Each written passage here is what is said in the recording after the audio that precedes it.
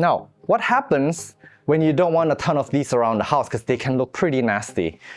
Just get a cover pot. Just put them in a pot and no one will ever know what it looks like inside. Hey you guys, my name is Sean. I'm a houseplant enthusiast from Jakarta, Indonesia. In today's episode, I'm going to be showing you how to use these plastic cups that you get anywhere from McDonald's, Starbucks, or bubble tea, or wherever you get your beverage from, and turn them into very, very useful upcycled plant care products.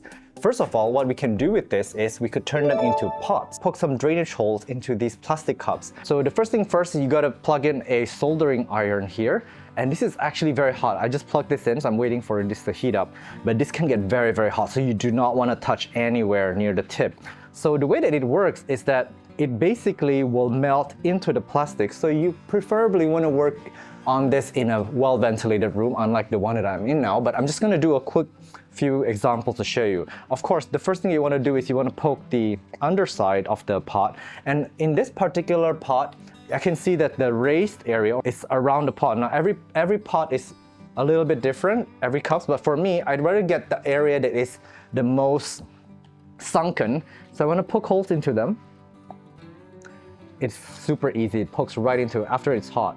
It took literally like a minute to get hot. Again, be very, very careful. It's gonna smell like plastic, so it's best to do this in a place that is really, really well ventilated. Now, you can stop here. You can poke as many drainage holes as you want, or if you're an overwater, you might opt to poke a little bit more, but in some cases, you can even poke around the sides. This will create a lot more drainage because I'm an avid overwater, and in my climate, I tend to rot plants more than drying them out. So I can just go ahead and poke them in various heights, various places. You can use any pattern or any shape that you want. I'm kind of just going around because this is just a demonstration. And when you are done, definitely unplug this. Just keep this away from children, from pets, and things like that. And it really does smell like burning plastic around here. I don't tend to do this often, but this is so much better than throwing these plastics away, where you might contribute to the landfill and things like that. But of course, where possible, I would like to discourage you from even using these in the first place.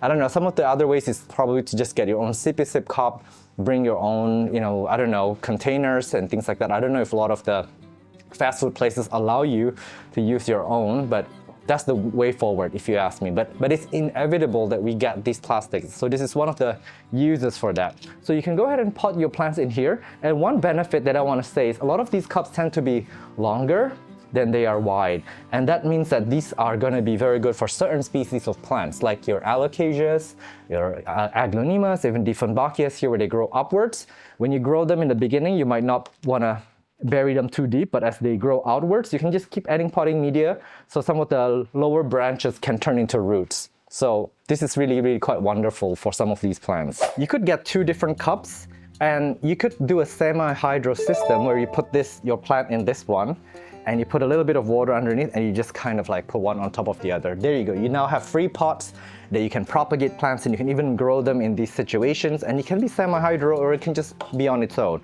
Now, what happens when you don't want a ton of these around the house because they can look pretty nasty?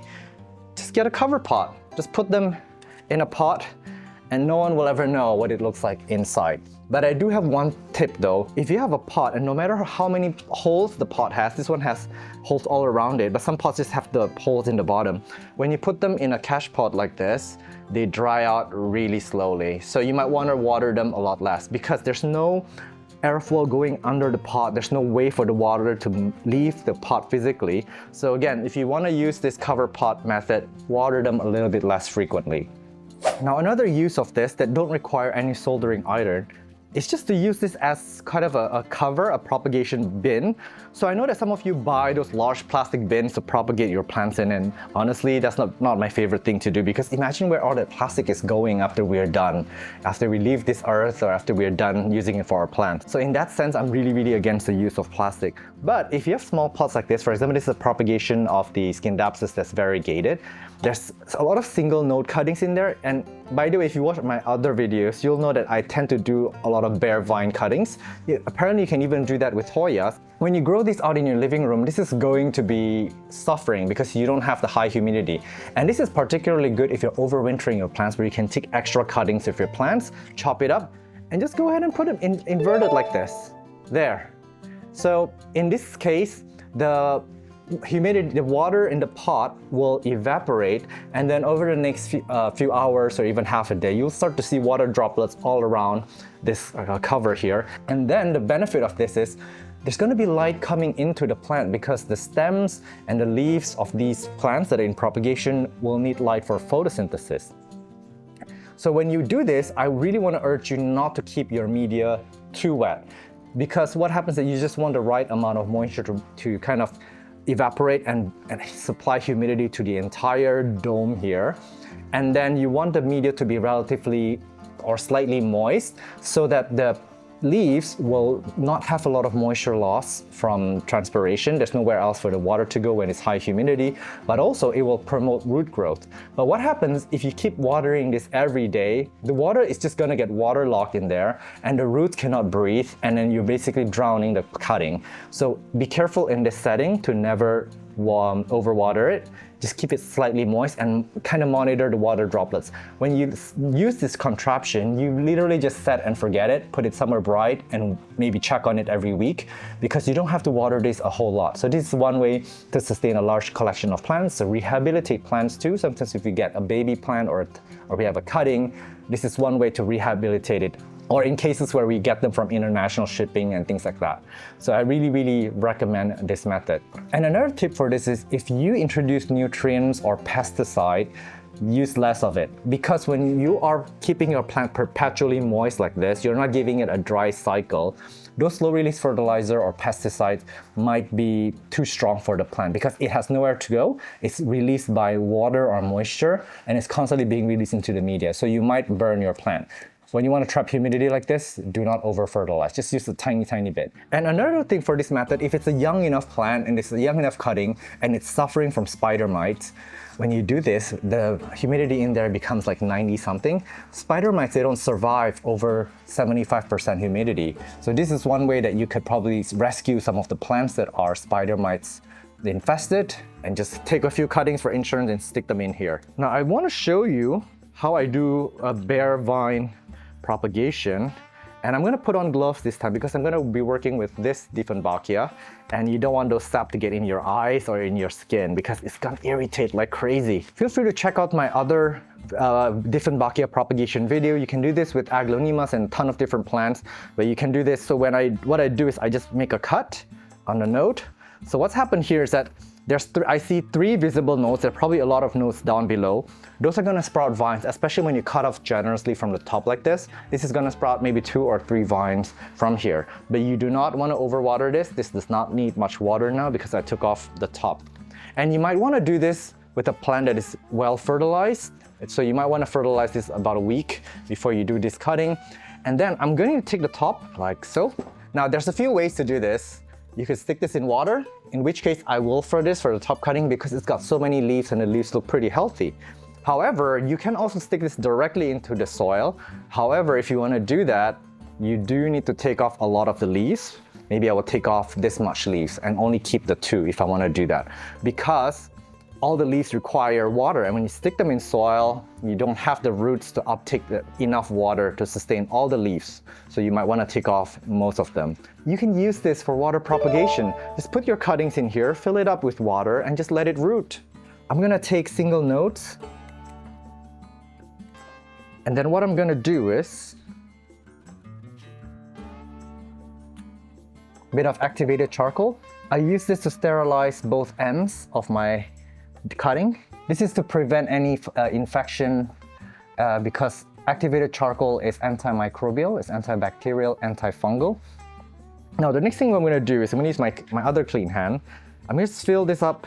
This is the pot that we did earlier with a bit of hole. I'm going to fill this up with my potting media, and then I'm just going to plant this side up with the growing sides facing up. There you go. And just lay it gently on top. You want to maybe bury it halfway. Okay, so I've got 3 in here with the growing eye facing up, like so. And I'm going to take another one, just cover it. And there you go. So now I don't have to water this for the next few, I would say even weeks, and just let the humidity take care of it. This is maybe a 70 or 80% chance of success just by doing this. So you want to put this in a bright windowsill. And another tip for doing this is, it's a good idea to do this technique in the winter time where you guys are, where the room is actually a little bit cool. Sorry, I'm still wearing my glasses. Where the room is a little bit cooler, because when you have these in a cooler environment, like if you think about it as an air-conditioned room, they actually, for me, do much better. They are more comfortable and they root better than if they are in a hot, sweltering tropical heat where they will melt and rot. And one last thing, I know that a lot of us have extra cuttings these days because our plants are always growing. This is one way to just like prop a bunch of water propagations or even pot up a plant and give it to your neighbors, because a lot of these don't require any cost. And what better way to use these as if you're gonna give your plants to your family and friends. So imagine if you fill this up with water and just put a bunch of pothos cutting, wait a month and just gift it to them and let your neighbors or friends pot it up themselves or let them propagate it from this. So I hope you found some wonderful uses for these plastic cups. And I'm actually overwhelmed with these because I have a gardener here and he holds on to all of these. But the amount that I'm having now, really is borderline hoarding. So I have to start selecting which ones are suitable for me. Like this narrow one is pretty unique. I can see some plants like aglaonemas doing well in this plastic pot. Anyways, I want to thank you for watching this all the way to the very end. If my videos have been useful to you, please do comment down below, subscribe, send me a like. And if you want to go further with supporting the channel, you can also join as a YouTube member. Simply open any of my videos from a desktop computer, and next to my channel icon, there will be a join button for as small as a cup of coffee a month. Or you could also join my Patreon at patreon.com/Sean from OnlyPlants. And just by you watching this all the way to the very end already helps out the channel. So no sweat, no pressure whatsoever, and I will see you guys in the next one. Bye!